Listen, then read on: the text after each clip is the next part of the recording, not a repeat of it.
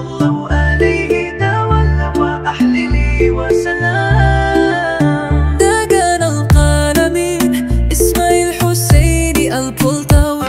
Ya Rasulullah hasken duniya shugaban halittu rahamar Allah, ka zo da gaskiya ka kawo salama ga dukan halittu ka zama jagora. Mala'iku na yi maka tasbihi, duniya tana gode maka da amana, ka kawo alkurani hasken rayuwa, ka shiryar da jahilai zuwa ga ilimi. Sallallahu alaika ya habibi ya Muhammad ya Rasulallah.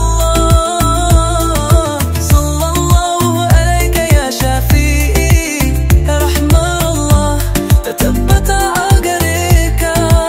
Muna yi maka salati, muna yi maka yabo, har cikin zuciya muna murna da kai.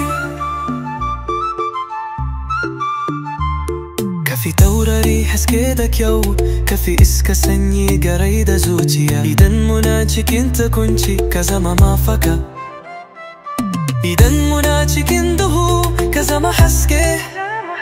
Ya Muhammad kai ne rahama ga duniya, ka gafarta masu kuskure da zuciya mai taushi, ka koya mana gaskiya, hakuri da adalci, ka zama abin koyi ga musulmai duka. Sallallahu alaika ya habibi ya Muhammad ya Rasulallah.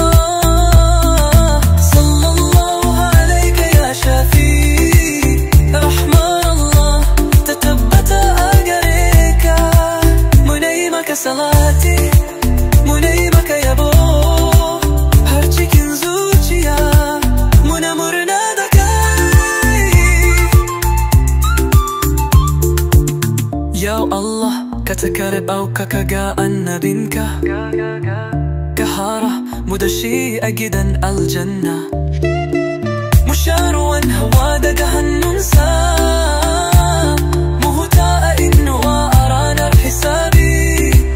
Ya Rasulallah muna maka kauna, muna yi maka salati kowace rana.